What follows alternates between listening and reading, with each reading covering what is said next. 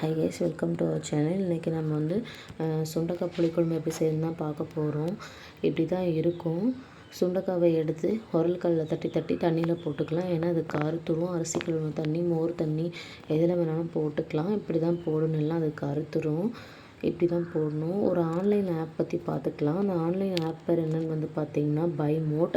இதில் வந்து நம்ம வீட்டுக்கு தேவையான மளிகை சாமான்லாம் வாங்கிக்கலாம். இது ஒரு மொபைல் ஆப். இதை வந்து செக்அப் பண்ணி பாருங்கள். கீழே டிஸ்கிரிப்ஷன் கொடுக்குறேன், பை பண்ணி பாருங்கள். முதல்ல ஒரு வாண்டலில் எண்ணெய் வச்சுட்டு நல்லா எண்ணெய் சூடாகிற வரைக்கும் ஒரு 2 to 3 minutes நல்லா வெயிட் பண்ணிவிட்டு நீங்கள் வந்து நல்லெண்ணெய் இல்லைன்னா வந்து கடலெண்ணெய் எந்த எண்ணெய் வேணாலும் ஊற்றிக்கலாம். நான் வந்து நல்லெண்ணெய் ஊற்றிக்கிறேன். எனக்கு நல்லெண்ணெயில் தான் நிறைய பெனிஃபிட்ஸ் இருக்குது.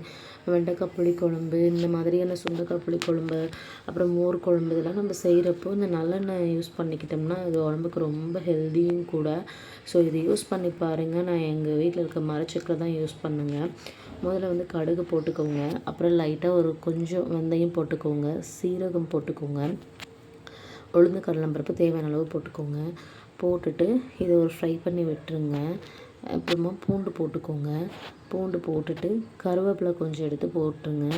போட்டுட்டு இது பச்சை மிளகா நான் ஒன்று போட்டேன். போட்டு இது வந்து ஃப்ரை பண்ணி விட்டுருங்க. ஃப்ரை பண்ணிவிட்டு இப்போ வந்து பெருங்காயப்பொடி கொஞ்சம் போட்டு அதையும் ஃப்ரை பண்ணிவிடுங்க. ஃப்ரை பண்ணி விடுங்க. கொஞ்சம் ஓவர் தீர வச்சதுனால அந்த கலரில் இருக்குது. நீங்கள் வந்து ஸ்லோவாக தேய்ச்சிக்கோங்க. சின்ன வெங்காயம் ஒரு 20 ஸ்லாட்ஸ் எடுத்து நான் குட்டி குட்டியாக நறுக்கி போட்டிருக்கேன்.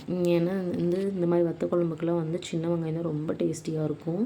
ஸோ அதனால் இதே வந்து பார்த்திங்கன்னா தக்காளி, நல்லா மீடியம் சைஸ் தக்காளி 2 எடுத்து அதையும் குட்டி குட்டியாக கட் பண்ணி அதையும் சேர்த்திக்கோங்க. கட் பண்ணி சேர்த்துட்டு நான் உப்பு மஞ்சத்தூள் எதுவுமே ஆட் பண்ணலை. ஏன்னா இதெல்லாம் வதங்கினதுக்கு அப்புறமா எண்ணெயில் தான் இது வதங்கினா நல்லா இருக்கும். ஸோ அதனால் வதக்கிட்டு இப்போ என்ன பண்ண போகிறோம்னா அந்த சுண்டைக்காய் இருக்குது பார்த்திங்களா, அதையுமே இந்த எண்ணெயில் போட்டு நல்லா அதையும் வதக்குறோம். ஒரு ஸ்டேஜில் தான் அது நல்லா இருக்கும். வதக்கி லைட்டாக கலர் மாறுறப்போ நம்மளுக்கு தேவையான நம்ம என்ன பண்ண போகிறோம்னா இப்போ கொஞ்சம் உப்பு ஆட் பண்ண போகிறோம். உப்பு போட்டுட்டு நல்லா அதை வதக்கி விட்டுடணும். வதக்கி விட்டுட்டு நல்லா ஓரளவுக்கு அது வதங்கணும். வதக்கிட்டே இருக்கிறப்போ மசாலா பொடியெல்லாம் நம்ம ஆட் பண்ணிடலாம். 2 teaspoon coriander powder, 1 table spoon மிளகாத்தூள் போட்டுட்டு சாம்பார் பொடி வந்து கொஞ்சமாக போட்டுக்கோங்க. அப்புறமா வந்து உங்களுக்கு தேவையான அளவுக்கு கரம் மசாலா வந்து கொஞ்சம் போட்டுக்கோங்க. போட்டுட்டு இந்த மசாலாலாம் நல்லா மிக்ஸ் பண்ணி விடுங்க.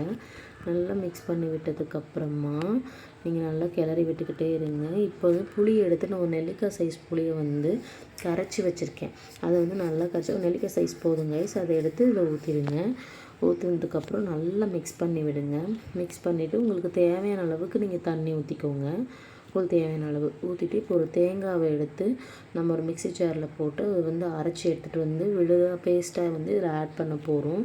ஆட் பண்ணதுக்கப்புறம் இது சரி டேஸ்ட்டாக இருக்கும் கைஸ். செக்அப் பண்ணி பாருங்கள். ட்ரை பண்ணி பாருங்கள். சூப்பராக இருக்கும். ரொம்ப பிடிக்கும். எங்கள் ஃபேமிலியில் எல்லாருமே சாப்பிடுவோம்.